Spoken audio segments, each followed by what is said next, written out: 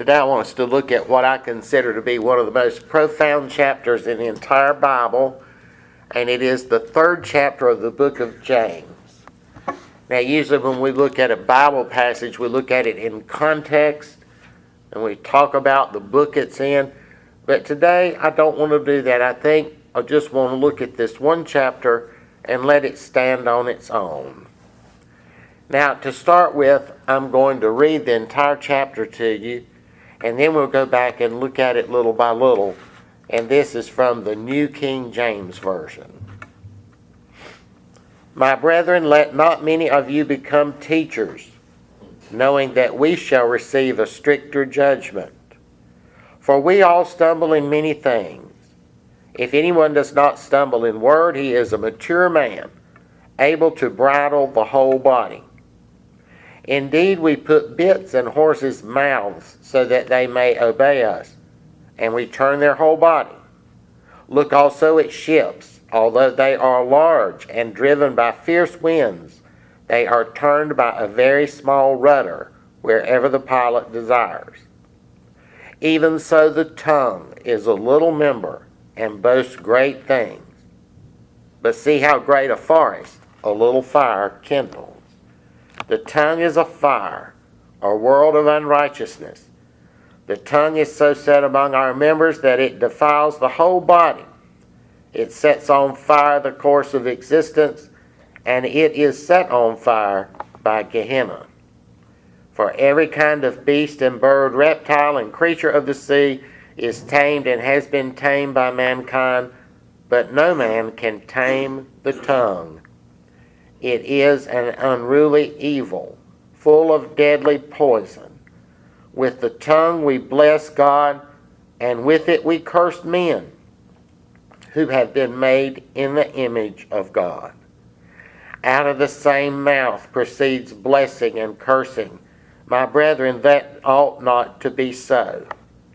Does a spring send forth fresh water and bitter water from the same opening?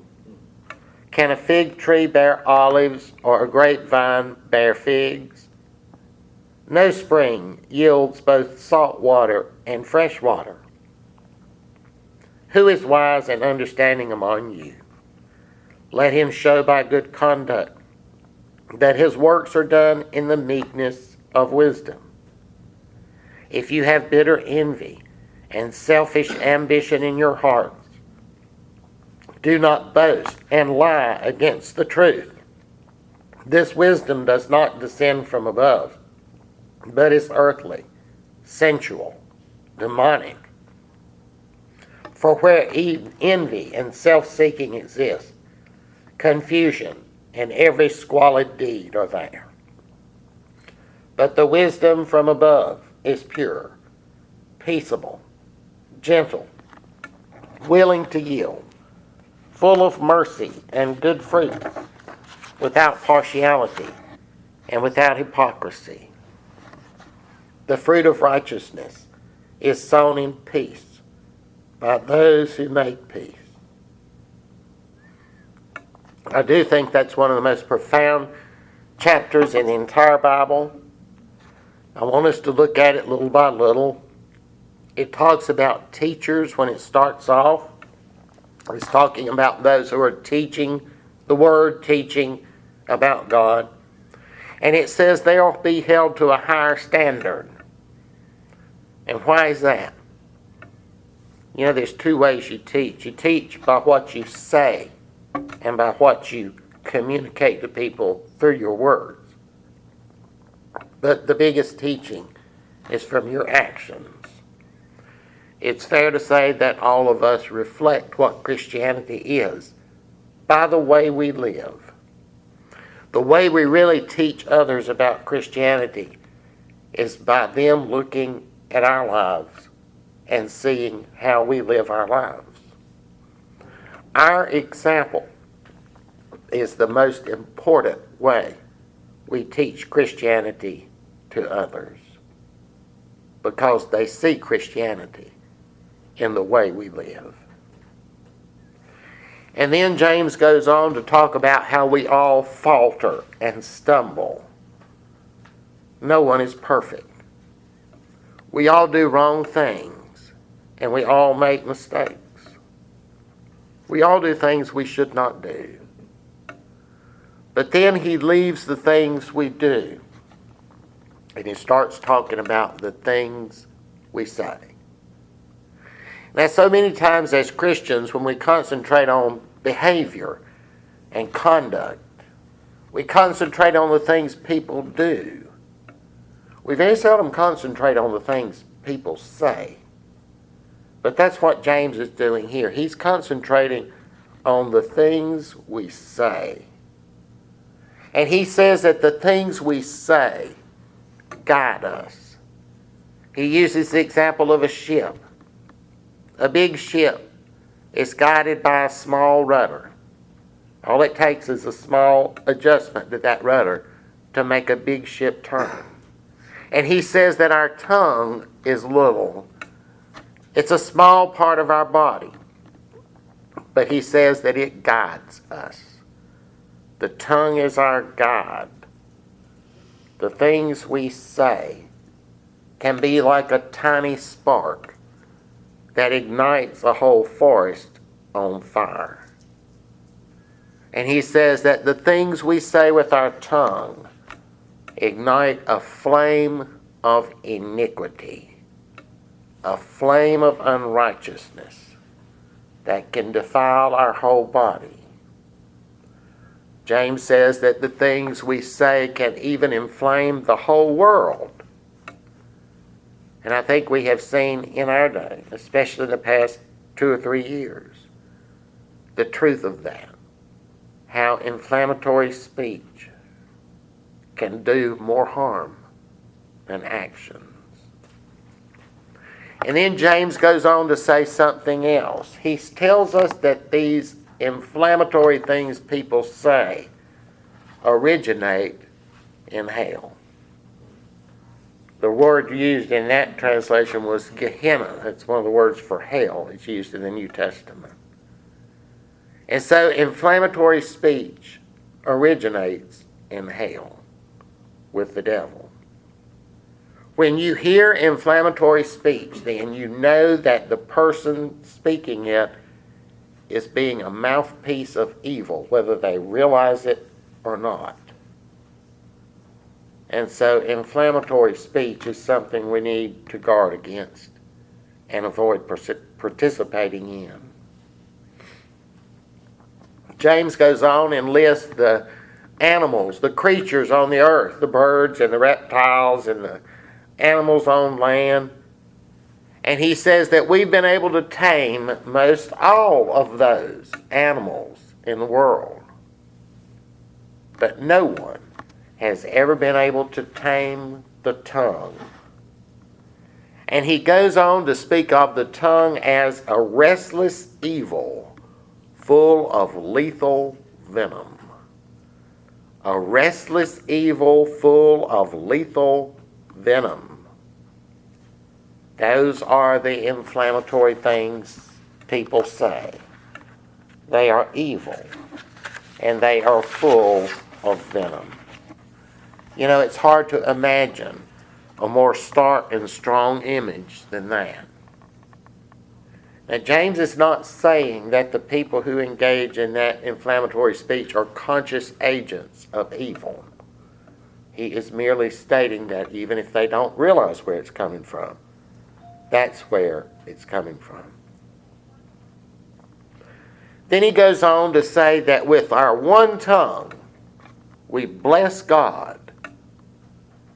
And then we turn right around and curse a human being who was made in the very image of God. And I think that's something that sometimes we forget. All human beings, whether we like them or not, were made in the image of God. I think we have a lot of people today in our society who do not realize that. Because more and more our society, we are being taught that we only have to like those who agree with us, and those who do not agree with us do not matter and can be swept into the trash. But all human beings on earth were created in the image of God. And so how can you in one breath with your tongue bless God, and then turn around with the same tongue and curse a human being that God made?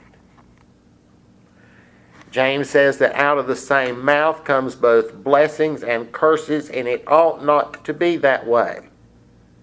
There should be no curses at all coming from our mouths.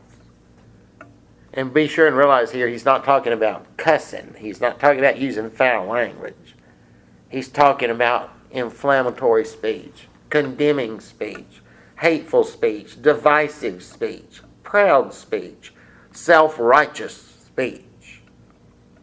All that has no place in our mouths. Then he goes on to give illustrations. Can a spring produce both good and bad water? Can a spring produce both fresh and salty water? No. It'll have either one or the other, but not both. Can a fig tree produce olives? Can a grapevine produce figs? No. It will produce one kind of fruit. One kind of fruit. Its own kind. And then James goes on to talk to people he addresses who are wise and knowledgeable, wise and understanding. Now there's some disagreement here among biblical scholars whether he's talking about people who actually are wise and understanding, or if he's talking about people who just think they are but are not, and nobody really knows. But it doesn't really matter because the advice is the same. He says to conduct yourself with wisdom's gentleness. With wisdom's gentleness. Or another way to put it is, in the meekness of wisdom. In the meekness of wisdom. Wise, gentle, meek. Those are the qualities we're supposed to emulate. To be wise means that we stop and take the time to carefully consider things. We thoughtfully discern things. We draw on years and years of our accumulated knowledge and we discern things. We pull back just a minute and look and discern things. And then he talks about gentleness and meekness. Gentleness and meekness is opposite of proud and haughty. To be gentle and meek does not mean that you lay down and be a doormat. It does not mean that you are passive. It does not mean that you're a wimp. It does not mean that you let people run all over you. It does not mean you're submissive. It means you show patience. You show self-control. You're not arrogant. You're not prideful. It means you are considerate of others. That's what meek and gentle really mean. And then James goes on to speak against those who are jealous. He speaks against those who have selfish ambition. If you're jealous, you're envious of somebody. And you're bitter toward them because they have something you want, but you don't have. The selfish ambition phrase in the New Testament is found numerous times other than the book of James. It always makes us nervous. It simply means that you want fame, power, money, looks, or whatever it may be. The phrase selfish ambition in the Bible from the Greek indicates that you want to be one notch ahead. The crowd is here, and you want to be one notch ahead. That's selfish ambition. You are striving for more and more and more, but you are trying to achieve things that are not in the long run worth the effort. You strive and you busy yourself working for things that will not really matter in the long run. And of course, the danger of that is that if you're striving for things that do not really matter in the long run, then you are not striving for the things that do. if you're striving and spending all your time trying to do things that won't really matter when it's all said and done, then you are not striving for the things that will really matter when it's all said and done. So James says, if you're one of those people that's striving after things that will not really matter, do not boast. And do not try to act like the things you're striving for really will matter. You have nothing to boast about if you achieve something that doesn't matter in the long run. And don't fool yourself into thinking the things you're striving for will matter in the long run. According to James, all these things people strive for, wealth and power, status, position, fame and honor, or whatever that we strive for in the world, all those things are, in his words, demonic. The desire for those things does not come from above. It does not come from God. It comes from the devil. And those who strive for those things are not following God. They are following the devil. And then for this next phrase, I departed from the New King James Version and went to the David Hart version of the New Testament. And this is where he says, for where there are jealousy and selfish ambition, there is disorder and every squalid deed. For where there are jealousy and selfish ambition, there is disorder and every squalid deed. When people strive for the things of the world, the result is unsettledness, disturbances, confusion. And I particularly like that phrase, every squalid deed. That means people are doing things that are foul, rotten, and revolting. And don't we live in a society today that is characterized by foul, rotten, and revolting? And then James tells us what the wisdom from above is like. He's telling us not to do this. And now he's telling us what we should strive for. The wisdom from above is pure. It's peaceful. And it's lenient. And I want us to look at that word translated as lenient. It is translated from a word that literally means that you do not enforce the law to its limit. In other words, you can think of it as if you're a highway patrolman and you're sitting here and somebody's doing 75 and the speed limit's 60, you don't write them a ticket for doing 75 and a 60. You give them some leniency. In other words, you do not hold people to exacting standards. If you are lenient, as the book of James tells us to be, you do not insist that people follow exacting standards. Rather, you are kind and you are reasonable. And the verse goes on with the phrase, willing to yield. Willing to yield. And sometimes that's translated as accommodating. It means willing to please, willing to provide what someone needs, helpful. It's like if somebody is doing something and they need a hammer and they don't have one, and you yield your hammer to them so they can finish what they were doing. That's what that means. Willing to yield, to accommodate. And then the verse says, full of mercy and good fruits. Literally, that is bulging with mercy and good fruits. You are bulging with mercy, so much that you're expanded with mercy. You are abundantly full of mercy. And then it goes on to talk about good fruits. And in the Bible, our fruits are what we do, what you produce. So the results of what you do makes you bulging with good.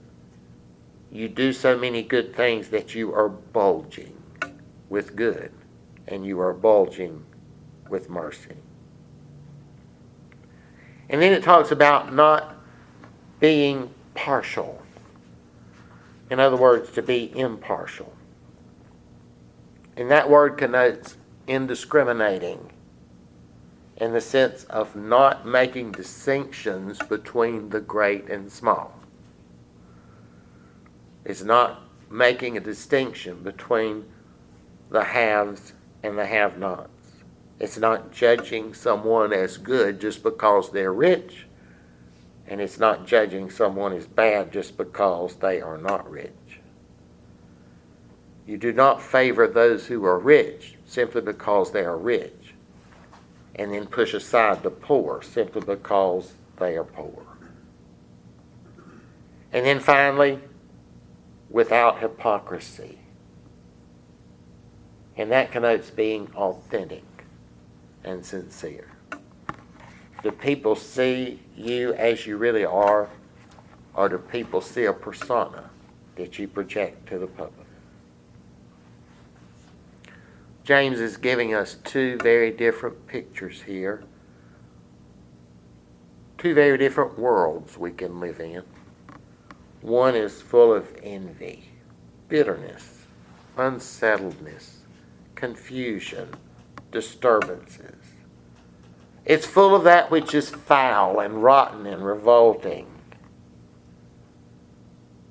The other world we can live in, though, is full of kindness. It's pure, it's peaceful, it's reasonable, it's helpful, it's bulging at the seams with good things, it's authentic and sincere. Two very different pictures. And you know, it's our choice. We get to choose which way we go. God's ways lead to peace, lead to kindness, helpfulness, good things, and sincerity. The ways of the world leads to bitterness, confusion, and disturbance, to envy and unsettledness. The thing about it is, though, that they don't seem like they will at first. The ways of the world don't seem like they'll lead to those things. They seem like they'll lead to the promised land. But they're like the wolf in sheep's clothing that we let in. And then that wolf in sheep's clothing waits around. And when we least expect it, and when there's nothing else we can do against that wolf, he throws off the mask and reveals himself for what he is. But then it's too late. And we have a wolf on our heels and nothing we can do. And in this chapter of James ends with this sentence: the fruit of righteousness is sown in peace by those who make peace. The fruit of righteousness is sown in peace by those who make peace. Don't all of us really want peace and righteousness? I mean, isn't that what we really want? How do you get it? Well, you know, you reap what you sow. So before you can reap peace and righteousness, you have to sow it. Before you can reap peace and righteousness, you have to sow it. Those who make peace sow it, and those who sow it in peace are the ones who reap righteousness. And so if we want righteousness, we have to sow it. And we have to sow it in peace. I want to close by reading this chapter to you one more time. And as I said, I think this is one of the most profound chapters in the entire Bible. My brethren, let not many of you become teachers, knowing that we shall receive a stricter judgment. For we all stumble in many things. If anyone does not stumble in word, he is a mature man, able to bridle the whole body. Indeed, we put bits in horses' mouths so that they may obey us, and we turn their whole body. Look also at ships. Although they are so large and driven by fierce winds, they are turned by a very small rudder wherever the pilot desires. Even so the tongue is a little member and boasts great things, but see how great a forest a little fire can kindle. And the tongue is a fire, a world of unrighteousness. The tongue is so set among our members that it defiles the whole body and sets on fire the course of existence, and it is set on fire by Gehenna. For every kind of beast and bird, reptile and creature of the sea is tamed and has been tamed by mankind, but no man can tame the tongue. It is an unruly evil, full of deadly venom. With it we bless our God, and with it we curse men who have been made in the image of God. Out of the same mouth proceed both blessing and cursing. But brethren, these things ought not to be. Does a spring send forth fresh water and bitter from the same opening? Can a fig bear olives, or a grapevine bear figs? No spring yields both salt water and fresh. Who is wise and understanding among you? Let him show by good conduct that his works are done in the meekness of wisdom. If you have bitter envy and selfish ambition in your hearts, do not boast. Do not lie against the truth. This wisdom does not descend from above, but is earthly, sensual, demonic. For where envy and self-seeking exist, confusion and every squalid deed are there. But the wisdom from above is pure, peaceable, gentle, willing to yield, full of mercy and good fruits, without partiality, without hypocrisy. The fruit of righteousness is sown in peace by those who make peace.